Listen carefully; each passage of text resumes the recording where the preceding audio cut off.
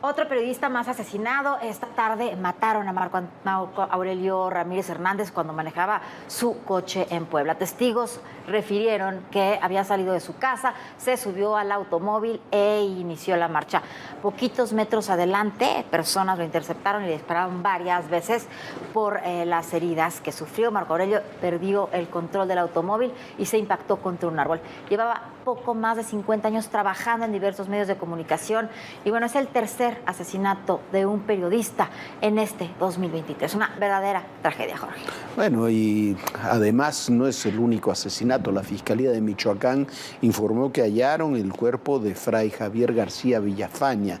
El sacerdote fue asesinado a balazos cuando se conducía su automóvil sobre la carretera Cuitzico-Guandacareo, a la altura de la localidad de Capacho, y llegó ahí en marzo para incorporarse a la parroquia. Autoridades investigan el móvil del homicidio, que se suma al de otros 8 sacerdotes en lo que va del sexenio. Esto de acuerdo a los registros del Centro Católico Multimedial, pero los asesinatos de sacerdotes comenzaron hace ya muchos años, Viviana, en México. Bueno, Jorge, esta historia estamos hablando de una historia de hace más de 30 años. Mañana, 24 de mayo, hace 30 años, el país se estremecía por un crimen inédito hasta ese entonces en la historia de México. El cardenal Juan Jesús Posadas Ocampo era asesinado en el aeropuerto de Guadalajara. Mire usted, este crimen convulsionó a México. Visto en retrospectiva, cambió todo. Comenzó a romper el proceso de transformación que tendría que concluir con la firma meses después del Tratado de Libre Comercio. Exhibió lo que entonces era un fenómeno en ciernes, la guerra del narcotráfico, con muchos de los mismos actores, directos o indirectos, que tenemos el día de hoy. Ya lo vamos a ver. Lastimó la relación de la Iglesia con el salinismo, que acaba de recomponerse con la reforma de las relaciones Iglesia-Estado, y confirmó que los grupos del crimen organizado no podían, como se pretendía entonces, ser administrados. Bueno, y la versión oficial del crimen investigado por el entonces procurador Jorge Carpizo era muy sólida, pero era increíble. Había habido una confusión de los sicarios de los Arellano Félix que dispararon contra el gran marqués del cardenal Posadas Ocampo, que acababan así con su enemigo. Habían confundido al Chapo Guzmán. Pero esa versión nunca fue aceptada por los sectores más conservadores de la Iglesia ni por los opositores, que hablaban de un crimen de Estado. Esta es la historia real, lo que sucedió hace 30 años.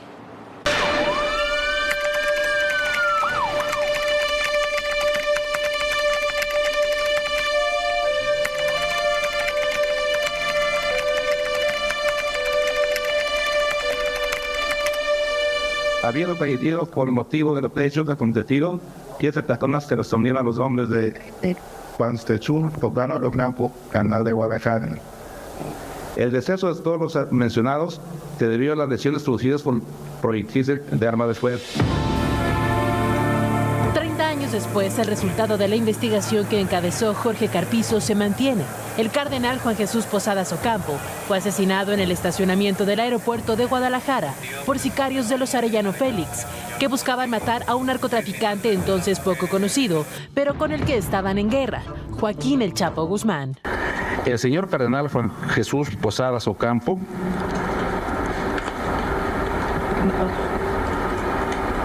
llegó al aeropuerto en el momento del enfrentamiento de esos grupos de narcotraficantes y fue confundido como uno de ellos probablemente. El 24 de mayo de 1993, Posadas Ocampo iba a recoger en el aeropuerto a Girolamo Prigioni, representante del Vaticano en México. En paralelo, el cártel de los Arellano Félix habían preparado una emboscada contra el Chapo Guzmán. Los sicarios sabían que el Chapo llegaría en un gran marquís. A las 3 de la tarde, integrantes de los Arellano llegaron a la terminal aérea y 45 minutos después llegó una camioneta en la que viajaba Humberto Bañuelos Rodríguez, La Rana, también integrante de ese cártel. En ese momento, los ocupantes de un Cavalier azul con gente del Chapo Guzmán comenzaron a dispararle y se desató un tiroteo. El estacionamiento del aeropuerto se convirtió en un campo de batalla. Fue entonces que llegó el Gran Marquís blanco en el que viajaba el cardenal. El auto recibió 38 impactos, 14 dieron en el cuerpo de Posadas Ocampo. El Chapo escuchó el tiroteo y huyó. Poco después fue capturado en Guatemala. Los Arellano huyeron, pero casi todos los que participaron en el atentado, incluyendo a Ramón Arellano, fueron asesinados. Lo cierto es que no todos los sectores quedaron convencidos con la tesis sustentada. Durante años, el cardenal Sandoval Íñiguez, sucesor de Posadas en la Arquidiócesis de Guadalajara, insistió en la versión del crimen de Estado, tesis que apoyaron desde los sectores más conservadores de la Iglesia hasta algunos políticos. No soy más que el obispo de una comunidad ofendida y el sucesor de la víctima. Y mi postura es exigir una y otra vez que se nos dé la verdad. El periodista Jorge Fernández Menéndez, en su libro El otro poder, relata que el cardenal Posadas Ocampo no era un personaje menor en la Iglesia Católica. Era un hombre con influencia e intereses políticos. Probablemente era el clérigo más cercano al entonces presidente Carlos Salinas de Gortari y uno de los más cercanos a quien fuera nuncio apostólico Girolamo Prigioni. Tuvo además un rol protagónico en las negociaciones que llevaron a las reformas en las relaciones Iglesia-Estado. Concluida su labor en Cuernavaca, el cardenal fue enviado a Tijuana y de ahí a Guadalajara, plazas con fuerte presencia del narco. Al ser un hombre interesado en lo político y social, conocía el tema a detalle. Incluso se sabe de reuniones que mantuvieron los hermanos Arellano Félix con el nuncio apostólico Girolamo Prigioni en la Ciudad de México en los primeros días de 1994, pero se desconoce qué sucedió en esos encuentros. De acuerdo con el periodista, el caso del cardenal Posadas no se percibe como un hecho aislado. Desde enero de 1993 había datos que mostraban un incremento de la violencia, particularmente entre grupos de narcotraficantes. La violencia continuó y para la opinión pública, el asesinato de Posadas se engarzó con el levantamiento zapatista, el asesinato de Colosio y el de José Francisco Ruiz Massieu, como si fueran eslabones de una misma cadena desestabilizadora. A 30 años, la historia sigue viva. La masacre de Ensenada del fin de semana es parte del enfrentamiento entre sucesores de los Arellano Félix y el cártel de Sinaloa. Así, la historia sigue 30 años después.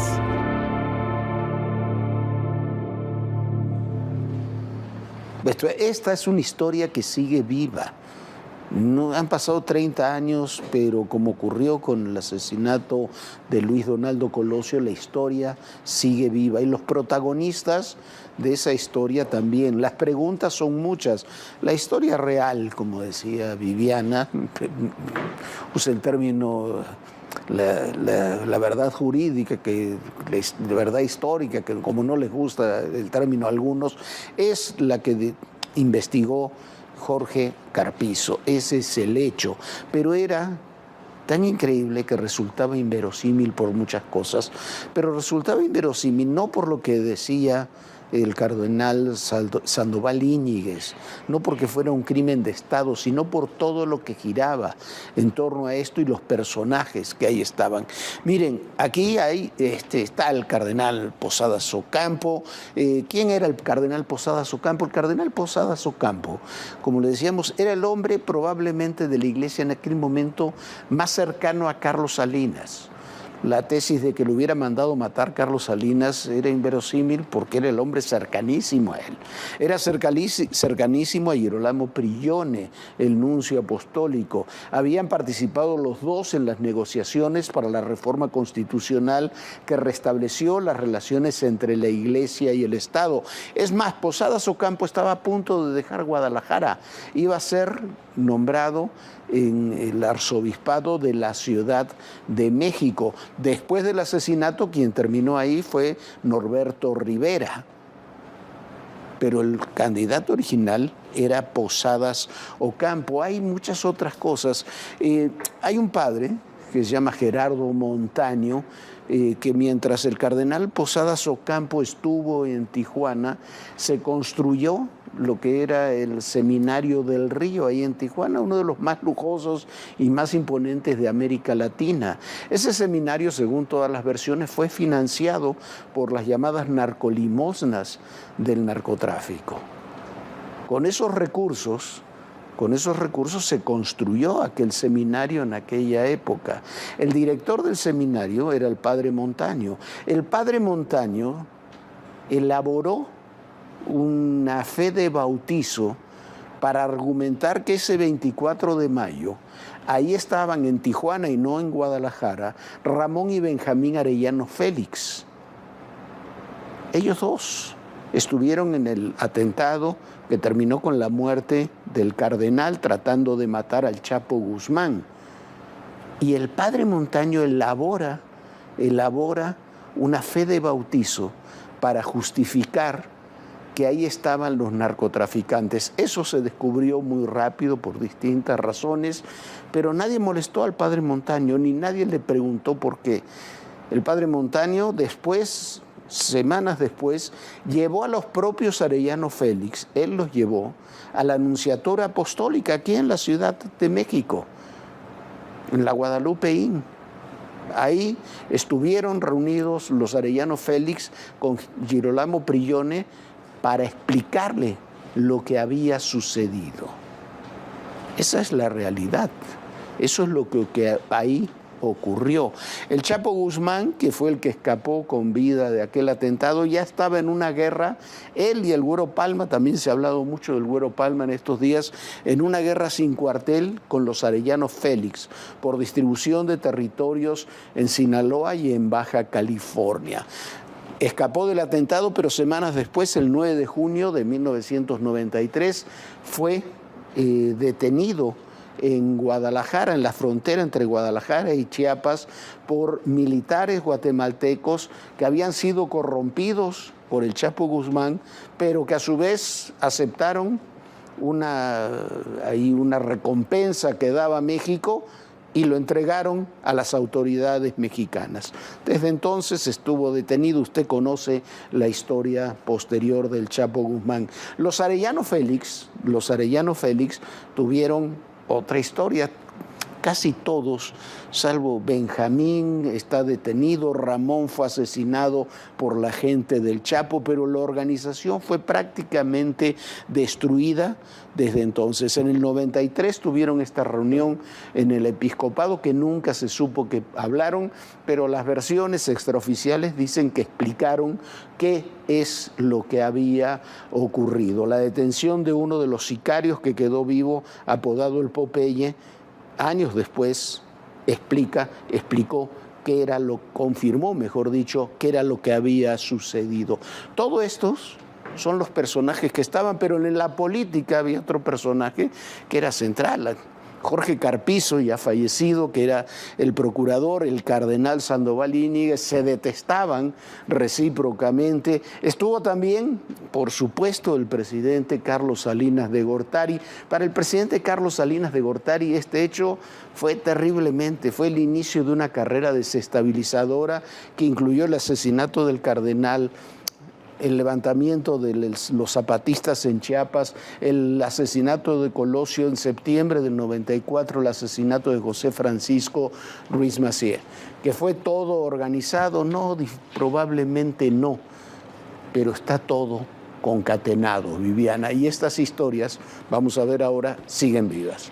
Bueno, y es que la historia siempre se repite, o bueno, nunca termina. Esta historia, 30 años después, sigue viva. La masacre de este fin de semana en Ensenada, Baja California, donde fueron asesinadas 10 personas en un rally, fue parte de una guerra que nunca concluyó entre los hermanos Arellano Félix y el cártel de Sinaloa. Lo que cambian son solo en parte los protagonistas, y ahora aparecen otros hermanos que están justo ahí en esa parte de Tijuana, que quieren ocupar el espacio de los Arellano, los hermanos Arzate. Esta es la historia. Es Alfonso Arzate García, alias El Aquiles, y su hermano René, conocido como La Rana. Ambos son señalados de estar detrás del ataque ocurrido el sábado 20 de mayo en un rally en Ensenada, Baja California.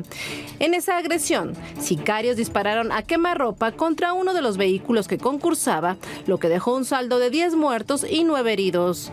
El principal objetivo era Alonso Arámbula Piña, el Trébol, un lugarteniente de los Arellano Félix que presumía de sus lujos en redes sociales.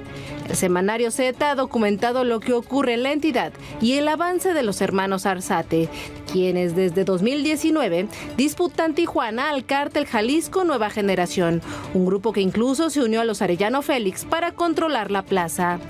En ese 2019, el Aquiles y la Rana mantenían una alianza importante con Ismael El Mayo Zambada. Esto se debe a que Tijuana es uno de los puntos más importantes para el cártel de Sinaloa en el trasiego de droga hacia los Estados Unidos. Por eso El Mayo daba protección a los hermanos y su alianza se fortaleció con la cadena perpetua para Joaquín El Chapo Guzmán. Los hermanos viajaban constantemente a Culiacán, Sinaloa. Pero un año después, esta relación se rompió. En 2020, los hermanos Arzate fueron desairados por El Mayo tras generar enfrentamientos internos entre los diferentes brazos armados del cártel de Sinaloa. Así lo documenta el semanario Z. Incluso los hermanos habían sido alertados sobre la estrategia de Zambada, al tener aliados en otras entidades y no jefes de plaza, algo que no aceptaron los hermanos Arzate. La ruptura más evidente se dio cuando autoridades mexicanas y estadounidenses decomisaron un cargamento en un narcotúnel de 3 toneladas de marihuana y diversas cantidades de cristal, fentanilo y cocaína, con un valor superior a $10 millones. Gente del Mayo responsabilizó a los Arzate, a quienes también señaló de estar detrás de otros operativos en contra del cártel de Sinaloa. Tras estos hechos, Alfonso y René huyeron a Mazatlán, Sinaloa, pero en 2019 regresaron a Tijuana para disputar la plaza a la facción del Mayo. Según reportes, se hospedan en complejos de lujo y esporádicamente visitan Ensenada, el territorio que consideran como el más seguro. Los Arzate han buscado formar alianzas con los Chapitos para mantener bajo su mando Tijuana, Ensenada y Tecate. Las autoridades de México y Estados Unidos indicaron que dentro del cártel de Sinaloa, los Arzate estarían contactando con proveedores y protectores de los Chapitos, específicamente con Iván Archibaldo Guzmán Salazar. Además, han recurrido a su viejo conocido Pablo Edwin Huerta Nuño, alias El Flaquito, un operador de los Arellano Félix y con quien ya hicieron acuerdos en el pasado y que ahora traicionó al Trébol. En tanto, los Arzate tienen cuentas pendientes con la justicia de Estados Unidos desde 2014, cuando el Tribunal Federal de California emitió una orden para arrestar a René y Alfonso Arzate García, luego de que fueron acusados de conspirar para importar marihuana. Y un año después, el FBI ofreció recompensa de hasta unos $200,000 por información que condujera a cada uno de los hermanos. Actualmente, la DEA ofrece recompensas por más de $45 millones por diversos capos, entre ellos Alfonso Arzate, a quien vinculan con los hijos del Chapo. Bueno, un crimen de hace 30 años, un crimen brutal de hace 30 años y una masacre de hace 3 días. Y la historia de estos conflictos eternos que el Estado mexicano no ha logrado reducir, continúa. Hay que ponerle un nombre, un rostro. ¡Te vamos a encontrar! ¡Te vamos a encontrar! Y que vienen todas las demandas internacionales. Una ciudad tan complicada como es la Ciudad de México. Ya llegamos a Aguililla, esta ciudad, la entrada a la Tierra Caliente.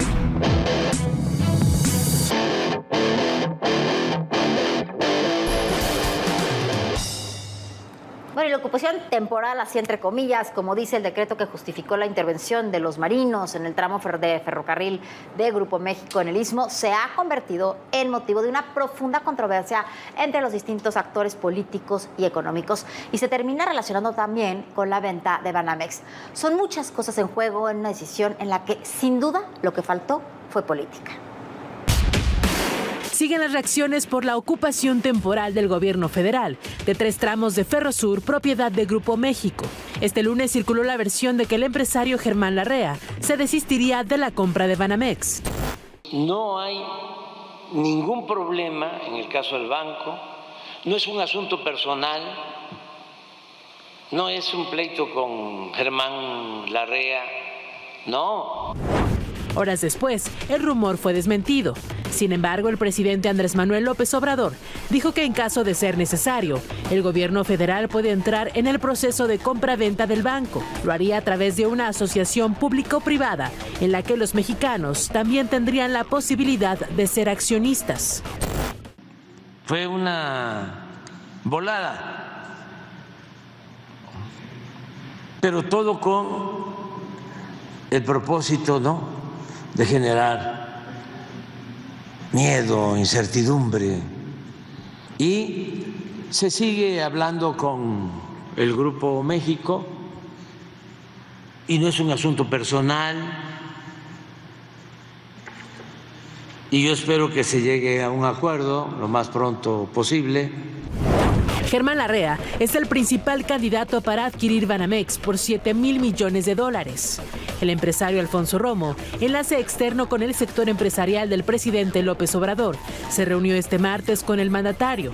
Al ser cuestionado sobre la situación con Grupo México, dijo que al final todo se va a arreglar. El 19 de mayo, el Diario Oficial de la Federación publicó el decreto que justificaba la entrada de la Secretaría de Marina a las instalaciones de Ferrosur. El ordenamiento detallaba la toma de instalaciones que se encuentran en distintos tramos de Veracruz, las cuales fueron concesionadas a Ferrosur en 1998 por el entonces presidente Ernesto Zedillo. El gobierno federal aclaró que la decisión se tomó para proteger las vías de comunicación estratégicas cercanas al Tren Maya, la cual incluye trenes, aeropuertos y puertos. El decreto especifica que las vías que estaban a cargo de Ferrosur serán operadas por el Ferrocarril del Istmo de Tehuantepec, también conocido como Ferrocarril Transísmico, empresa gubernamental con operaciones en la región entre el puerto de Coatzacoalcos en Veracruz y el puerto de Salina Cruz en Oaxaca. Mire, aquí hay que deslindar distintos temas, las simpatías o antipatías con Germán Larrea, que no es el hombre más simpático del mundo, precisamente hay que deslindar la construcción de todo el corredor transísmico con su importancia, por supuesto, pero aquí hay un conflicto que no es como dice Alfonso Romo, como dijo hoy Alfonso Romo saliendo de Palacio Nacional, de que no hay problema, que todo se va a solucionar. No se va a solucionar fácilmente, por más que se llegue a un acuerdo finalmente en este tema, que se ve difícil, no se va a solucionar fácilmente porque hay una suerte de agravio, una vez más, con la iniciativa privada. Después hay declaraciones, eso de que se va a comprar Banamex, que el gobierno va a comprar Banamex, ni lo tome en cuenta, no hay ni la más remota posibilidad de que eso ocurra. Vamos hablando de estas cosas confusas a otro tema, el espionaje con Alejandro Encinas, el subsecretario de Gobernación. Dice el New York Times que espiaron con el sistema Pegasus a Alejandro Encinas. Es difícil saber, pero dice que así fue, que el propio Alejandro Encinas le comentó al presidente y que el presidente le dijo que no tenía importancia que lo hubieran espiado. Tampoco lo que sucede es que con esto de los sistemas Pegasus y otros sistemas, en realidad en nuestro país nadie sabe quién espía a quiénes son los espiados y a quiénes los espían. Lo espiaron Encinas, como nos espían a todos. Esa es la realidad. Y nos espían el gobierno, distintas instituciones del gobierno, espían privados, espían empresas. El espionaje, en términos de espionaje en México, se hace lo que se quiere porque no tenemos leyes fuertes y sistemas poderosos para evitar o controlar, aunque sea, el espionaje. El sistema Pegasus de nuevo genera polémica. De acuerdo con el diario The New York Times, este sistema de espionaje fue utilizado en 2022 con Alejandro Encinas, subsecretario de Derechos Humanos de Segov. Ocurrió cuando lideraba la Comisión de la Verdad en relación al caso de la desaparición de los estudiantes de Ayotzinapa en 2014. La publicación detalla que el funcionario se dio cuenta que recopilaron información de él y 4 personas cercanas. Según el análisis forense a su teléfono elaborado por el grupo Citizen Lab, el cual confirmó varios ataques contra él y 2 funcionarios gubernamentales que trabajaban con Encinas y han estado involucrados en indagatorias de violación a los derechos humanos. Ya en otra ocasión quedaron grabadas las conversaciones que Alejandro Encinas sostuvo con Tomás Herón en Israel, donde se encuentra el exfuncionario acusado de ejercer tortura en contra de los presuntos acusados en el caso Ayotzinapa. Tras la reunión, Cerón confesó a un medio de ese país que una empresa privada fue quien estuvo a cargo de las grabaciones con el subsecretario de Derechos Humanos. Incluso en octubre del 2022, Encinas confirmó que estuvo en dicha reunión donde se le ofreció a Cerón abiertamente las garantías de un criterio de oportunidad con el que pudiera llegar con la autoridad judicial para cumplir de manera puntual, pero que no aceptó, mientras que los espionajes a través del sistema Pegasus han sido dados a conocer por las filtraciones del grupo Guacamayas realizado en octubre del 2022.